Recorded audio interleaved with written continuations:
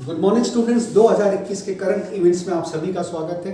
इन current events की series में मैंने बहुत अच्छे प्रश्नों का संकलन किया है जो 2022 में आप कोई भी परीक्षा देंगे तो इस करंट इवेंट्स की सीरीज में से आपको कोई ना कोई क्वेश्चन जरूर देखने को मिलेगा। तो आइए समय खराब ना करते हुए जल्दी से 2022 के करंट इवेंट्स पे चर्चा कर लेते हैं।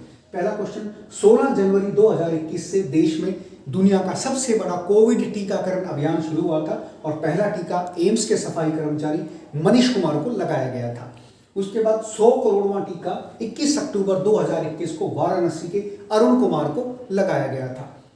हरनाथ संधू, जैसा कि आपको पता है, हरनाथ संधू 2021 में मिस यूनिवर्स का खिताब जीतने वाली दुनिया की महिला बनी है। ये भारत से संबंधित है, भारत की है हरनाथ संधू। 2021 में इनको मिस यूनिवर्स का खिताब मिला है। भारत ने करीबन 2 दशक के बाद मिस यूनिवर्स का खिताब जीता है। इससे पहले सुष्मिता सेन और प्रियंका चोपड़ा मिस यूनिवर्स रह चुकी हैं। उसके बाद देखिए, नवंबर 2021 में सरकार ने तीनों कृषि बिल वापस लिए।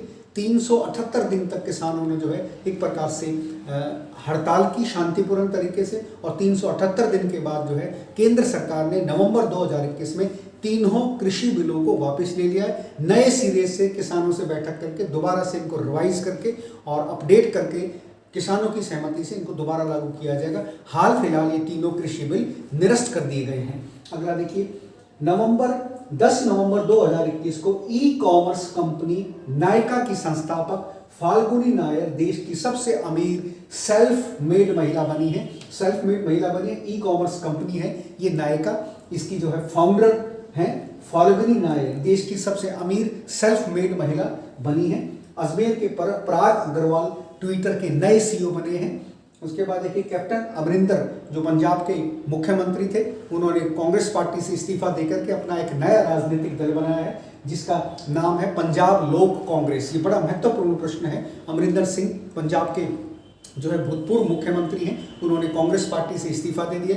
कई वर्षों से जो है कई बार वो कांग्रेस पार्टी के सीएम रह चुके हैं। उन्होंने अपना नया राजनीतिक दल बनाया पंजाब लोक कांग्रेस। अक्टूबर 2021 में फेसबुक की सेवाएं कुछ समय के लिए बाधित रही थी, तो उससे मार्क जकरबर्ग की नेटवर्थ एक दिन में 45,500 करोड़ रुपए की उसमें गिरावट आई थी। आपको पता है फेसबुक आपकी एक सामाजिक, एक प्रकार से आपकी सोशल साइट है जिस पे बहुत सारे लोग जुड़े होते हैं, तो उसकी कुछ सेवाएं बाधित होने की वजह से मार्क जकरबर्ग की नेटवर्थ एक दिन में 45,500 करोड़ रुपए गिरी थी। उसके बाद देखिए, टाइम मैगजीन ने 2021 में बड़ा इंपॉर्टेंट क्वेश्चन है, एलन मस्क को पर्सन ऑफ द ईयर घोषित किया है। जो आपको पता है एक बिजनेसमैन भी हैं, एक प्रकार के बिजनेसमैन भी हैं, साइंटिस्ट भी हैं और अफ्रीकी नागरिकता भी इनके पास है। वर्तमान में अमेरिका के अंदर रहते हैं, बहुत बड़े व्यवसायी हैं।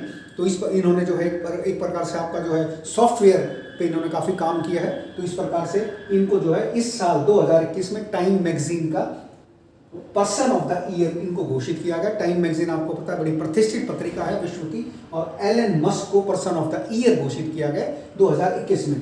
7 मई 2021 को देश में कोरोना की दूसरी लहर का पीक था। एक दिन में 4,14,000 कोरोना केस सामने आए थे।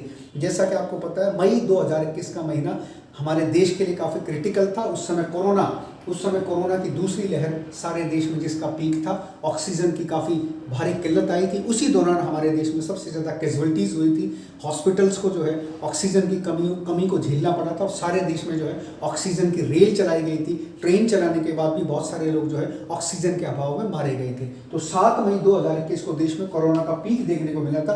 उस 7 मई को जो है एक दिन में सबसे ज़्यादा केस आए थे 4,14,000। तो ये डाटा भी जो है कंपटीशन के हिसाब से काफ़ी महत्वपूर्ण है। उसके बाद 2021 में क्रिप्टो करेंसी जो है 17 लाख करोड़ रुपए की इसकी वैल्यू हुई है। क्रिप्टो करेंसी आपको पता है एक प्रकार की डिजिटल करेंसी है जिसमें डिजिट के माध्यम से ही जो है ये काम करती है।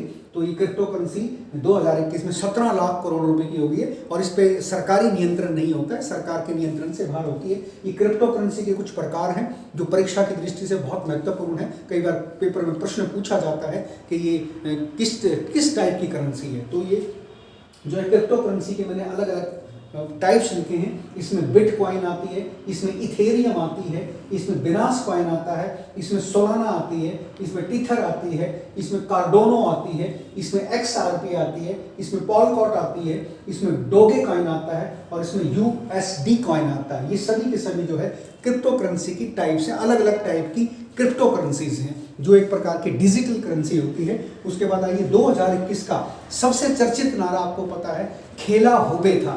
खेला होबे आपको पता है 2021 में बंगाल में चुनाव हुए हैं और बंगाल में चुनावों में जो है दोबारा से तृणमूल कांग्रेस सत्ता में आई है, मुख्यमंत्री दोबारा से ममता बनर्जी बने हैं। उन्होंने ही ये नारा लिया था खेला होबे। ये 2021 का सबसे चर्चित नारा था राजनीतिक क्षेत्र का। गुजरात में विजय रूपाणी के स्थान पर भूपेंद्र पटेल को गुजरात का नया मुख्यमंत्री बनाया गया।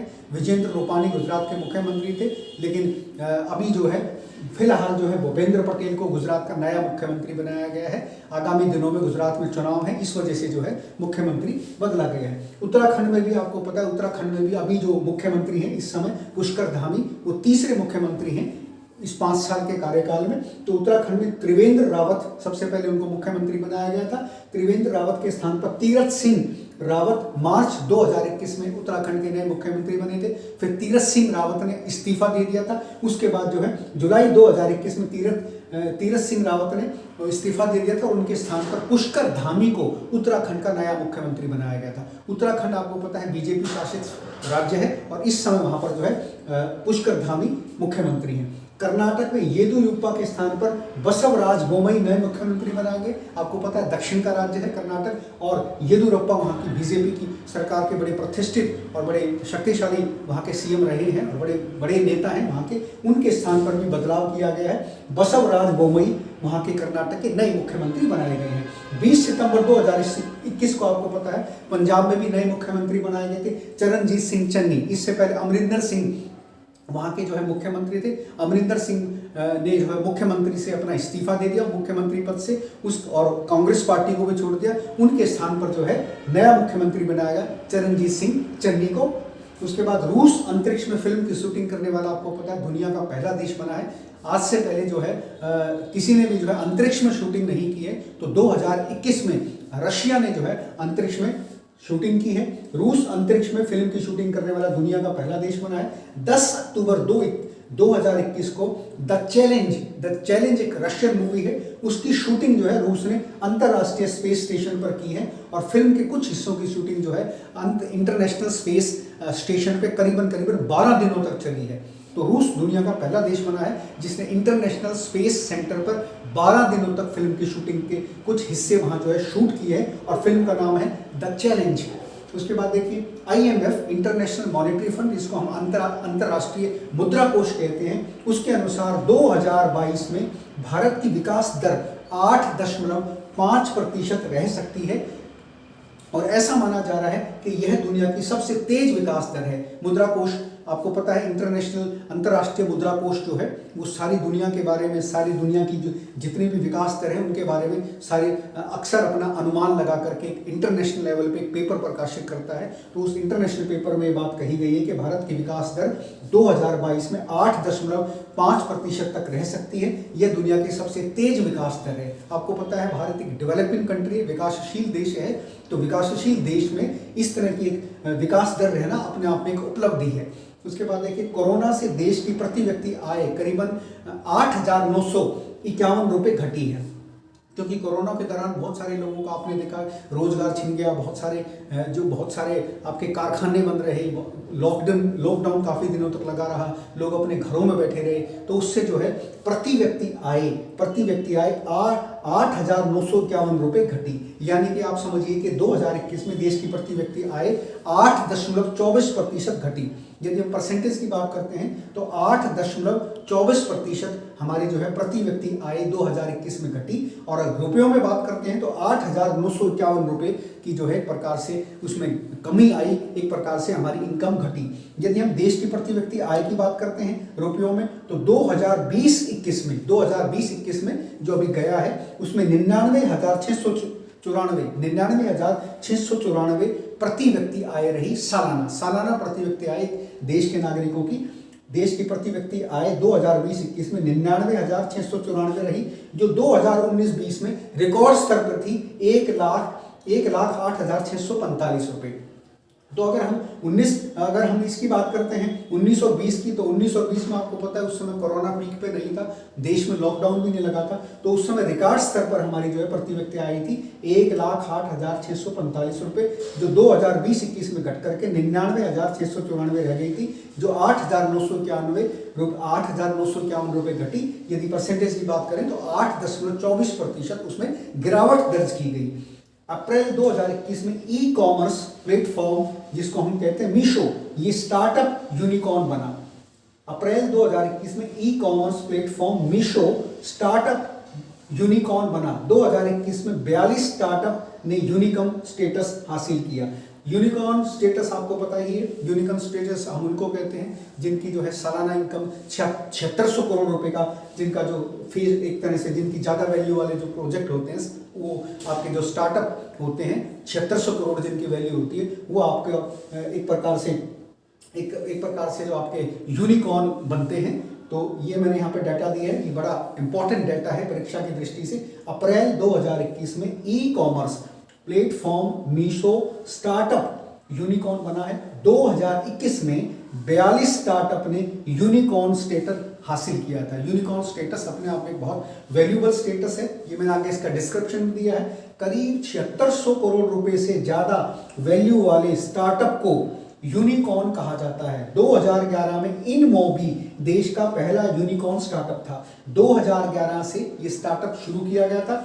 इनमोबी देश का पहला यूनिकॉर्न स्टार्टअप था। स्टार्टअप आपको पता है एक प्रकार का नया व्यवसाय होता है, जो एक प्रकार से एक ऑर्गेनाइजेशन होती है, ये अस्थाई ऑर्गेनाइजेशन होती है, जिसमें साझे के तौर पे जो है एक प्रकार से किसी के साथ शेयर करके जो है एक कंपनी शुरू की जाती है, एक ऑर्गेनाइजेशन मिलकर के उसको शुरू करता है, और बाद में ये देखा जाता है कि इस स्टार्टअप से देश में एक नया कारोबार खड़ा करने के लिए किस प्रकार से जो है क्या तरीके हो सकते हैं और कौन से ऐसे तरीके हो सकते हैं कि बड़े स्तर पे जो है इस कार्यक्रम को शुरू किया जाए। तो वो बेसिकली एक स्टार्टअप होता है, शुरू का होता है, एक उद्यमी मिलकर के ऑर्गेनाइजेशन बनाते हैं किसी की सहायता से, और फिर जैसे जैसे वो ऑर्गेनाइजेशन बढ़ती है फिर सारे देश के स्तर पर संभावनाएं तलाशी जाती हैं कि इस स्टार्टअप को अगर सारे देश में लागू किया जाता है तो उसकी क्या संभावना है, इसके क्या रिजल्ट हो सकते हैं।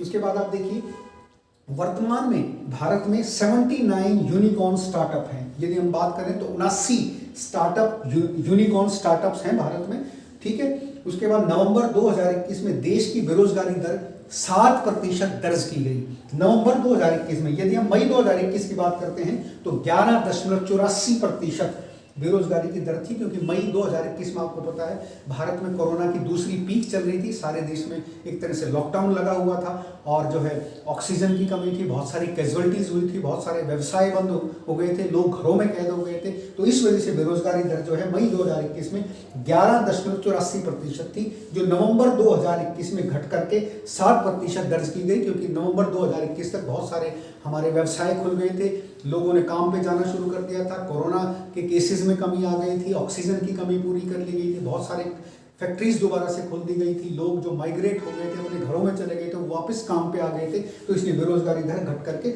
7% रह गई थी, जो मई 2021 में 11.84% थी। तो स्टूडेंट्स, मैं समझता हूँ इन मोस्ट इवेंट, आपके जो मोस्ट करंट इवेंट्स हैं 2022 के, हर एग्जाम में आपके काम आएंगे। ये एक सिलेक्शन बेस्ड आपके क्वेश्चन हैं, आप इस बात का ध्यान रखिएगा। हो सकता है मेरी टेक्नोलॉजी बहुत अच्छी ना हो, टेक्नोलॉजी भले ही बहुत अच्छी ना हो, क्योंकि ये सारे के सारे मैंने हैंड रिटन किए हैं किताब से निकाल करके, उनके बारे में समझ करके, लेकिन मैं इतना आपको इस बात का विश्वास दिलाता हूँ कि ये जितने भी करंट इवेंट्स इस वक्त मैंने आपको कराए हैं, इनमें से कोई ना कोई क्वेश्चन आपको 2022 की किसी भी परीक्षा में जरूर देखने को मिलेगा। हर परीक्षा में मेरी इस सीरीज में से आपके कोई ना कोई आपको क्वेश्चन देखने को मिलेगा, और करंट इवेंट्स की मैं बहुत सारी सीरीज आपके पास जल्दी से जल्दी सेंड करूंगा। इनको देखें और ज़्यादा से ज़्यादा बच्चों को शेयर करें ताकि इसका सभी को लाभ उठा सकें। अगली सीरीज में मैं आपसे फिर रूबरू होता हूँ, तब तक के लिए धन्यवाद।